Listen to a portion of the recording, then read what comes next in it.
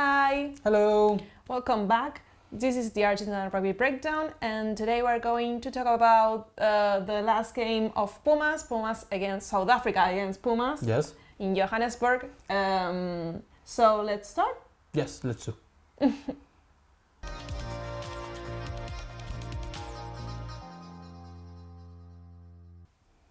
So it was an interesting game. South Africa won for like 1 point difference.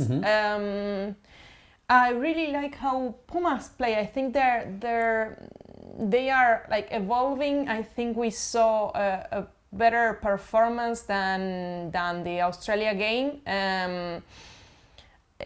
This thing of making silly mistakes led to South Africa being able to be in front of the scoreboard at the beginning, and at the end we couldn't it's a game that Pumas could have won, but they didn't because some mistakes they made and some not converting or not being able to shot into the post in a correct way.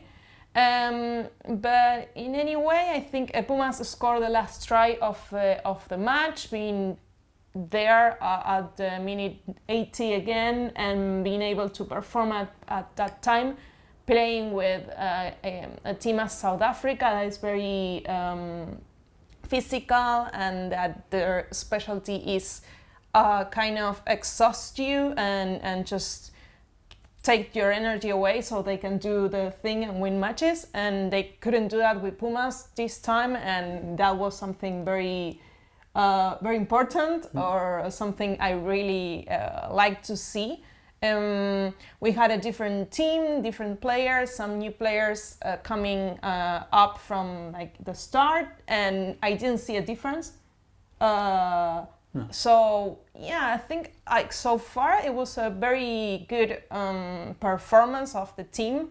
There are a lot of things that they should work on, but it's pre-World Cup, so it's okay to make mistakes, to try new things, to try new players, to see what happens. So the goal is September. It's not now. Yes, exactly. So that's it for me. What do you think? I think we've been seeing the team improving from game to game, from the All Blacks to Australia to South Africa.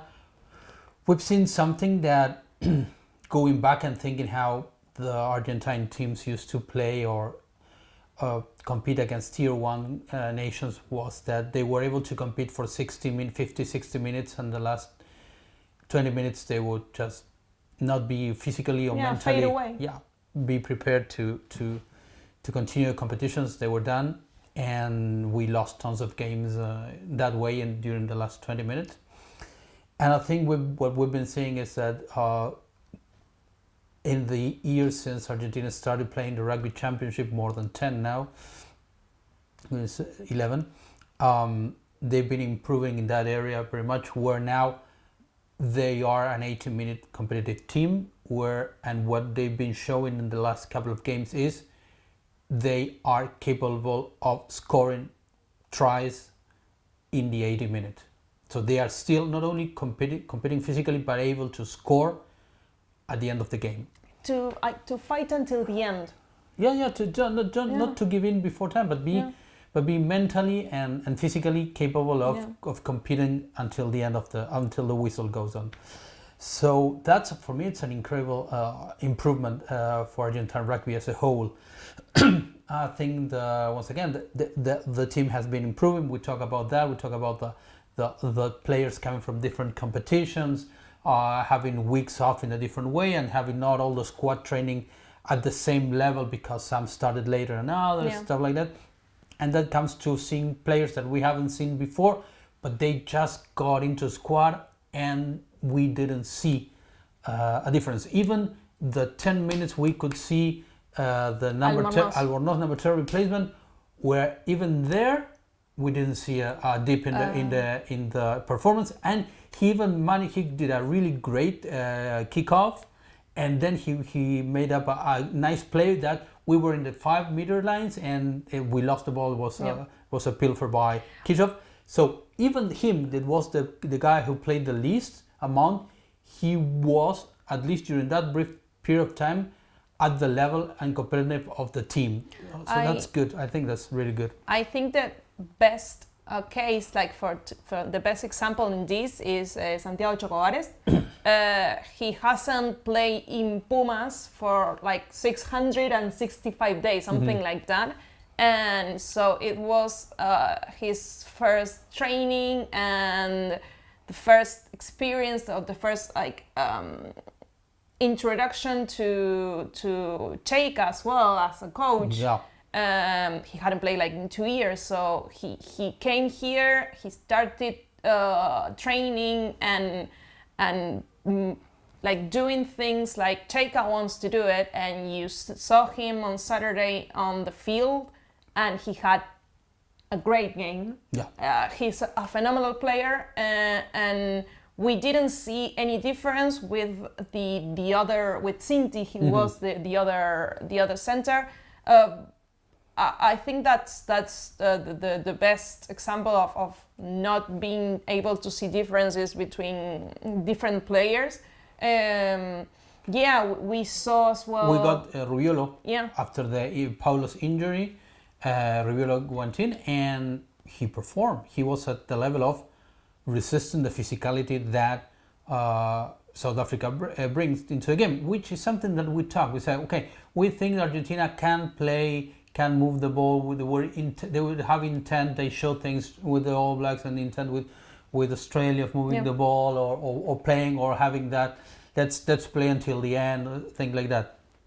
But our doubt was, is Argentina going to be able to resist South Africa's physicality?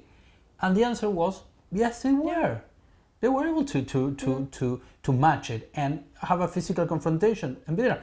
And all the players managed to do that. I'm sorry, and top South African players. Like yes. You had Evan Etzbeth, you had the Dave one, Vermeulen, you have Quaja Smith, which we love. Marks, you have. You also have as a replacement. You have the one who plays in Munster, Snyman. You have Kirchhoff. You have tons of really like top players. Damien Dallende, Jesse Grell, really good players with experience and really physically strong, and we were able to match that, and even sometimes win them and be able to get them in the last 10 minutes in the 22, because the try, the third try, the Manny Livok try, came out of a bad pass of Argentina, but they were attacking, getting in the 22s. Like what happened with Australia, exactly, same thing. With the interception with Australia. So, and after that, Argentina scored 2 tries. Yeah. So, like happened with Australia as well. so I think so far, it was a good performance. We are happy with it. You want to talk about players. So players we liked. I mentioned before Chocobares. I really like him. I think he has a I think he's the best number 12 we can have at the moment. I like also Joel Esclavi, which was his first game of the season for Pumas. I again like Matera as number 6 and like Gonzalez as number 8. Grondona did a great job again as a number 7. We talked about this in the previous video. I like number 9. Basambeles. I think he did a really good job. That's like a relief having another number 9. Carreras as number 10. He missed a few kicks, but I think he gives. He is more a playmaker. Yes. That's his strength. So I think he put that into the game. We saw things he could do. Mateo Carreras, number 11. his I think Carreras is Mateo. Mateo of the players that you say they're gonna start the World Cup. Mateo Carreras is the one who has earned his place. Position. Yeah, absolutely. Well, I've said Sclavi. We'll see what happened with Juan Chimalia after he got cited. Yeah. He got cited. He got cited after hitting unintentionally number 9. Yeah, then the South African player, the scrum half of South Africa. I don't remember the name now. But I really like he's also another playmaker. So having two have two different players in the same field, like working together, doing the same thing. It's something great. I don't know. I liked. I think in the front line, in the first line of the forwards, I think Gasho is earning his place there. I think Sclavi entered in the second half really strong ball carrier. So I like him. I really like him a lot.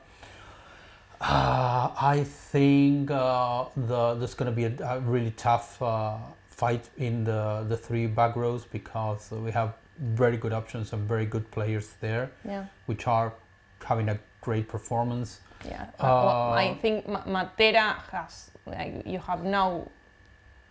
He will be numbers. He will be in the starting. Yes, but then who do you play at 8? Who do you play at 7? You have Grondona, you have Gonzalez, you have Isa, you have Bruni, Matera you have will Kremer. Play. Yeah, well, but it's going to be a really tough competition there, which is good because we have options, and that's great. That's great. I think Carrera did a good. Santiago Carreras did a good job as number 10. He's kind of being as a playmaker. He's coming into his own. And that's great. He missed a couple of kicks, which would have made us win the game, but. It's not entirely his fault losing. I think that the addition of Juan Chimalia at the back, it's something that we've talked before. Is that he is good. He's good in the air with the ball. He covers really well, and he's a good playmaker as well. So they could shift positions and played very well together. That was great. I think the centers played really well together. Chocobares and Cinti. Chocobares was a player that we knew he was of his caliber and of his talent, but Cinti was something more of a doubt, and he's been showing that he can definitely play 13 and be part of that midfield. And I wouldn't be surprised if the midfielder starts the World Cup against England is Chocobares and Cinti. Yeah. And then the young bloods. Yes, and then Mateo Carreras, which for me it's been the revelation of this tournament. We knew he could. He's shown his talent before, his intent, but we've seen him do this 3 games in a row, and his consistencies and his tenacity and strength and he showed, for me, he has the hunger. The position, he has this young players' hunger that you need to drive the rest as well. It's contagious. He fights for the ball. He's great. So I think those are the players that made much impact. And again, it's great to see that the replacements are as good as the ones that we have in the field. Because sometimes I think we put a lot an eye on reading the lineups of teams like South Africa or New Zealand and saying, look, the bench is you have a second team on the bench, and I think we do have a second team on the bench as well. We're building. That's something I was just thinking about it right now. We're really building a really competitive squad with really good players with all really balanced and very competitive between them and very competitive against other teams. So I think it's a really good squad that's been building, which I don't know how far back I have to go to see Argentina having such a competitive kind of group of players that anyone could play, that we will think if this player goes out, because at some point before every World Cup you say, well, yeah, you already knew that a couple of players were not going to be there, and you already knew which were the ones that were going to go. Right now, I think that the ones that are going to be left out, they're going to be in a really good, the players that are really having good performances and strong players. So it's going to be difficult, well, for the coaches, but it's a sign of improvement in the talent development that we've been having, to get this kind of a big pool of players all in a similar level and all being competitive. I think that's great. That's good. So with this, we leave you. We'll see you in the next video. So if you arrive until this time, thank you for watching, and follow us on social media and everything every people say. Yes. So thank you very much, and see you in the next video. Goodbye. Bye.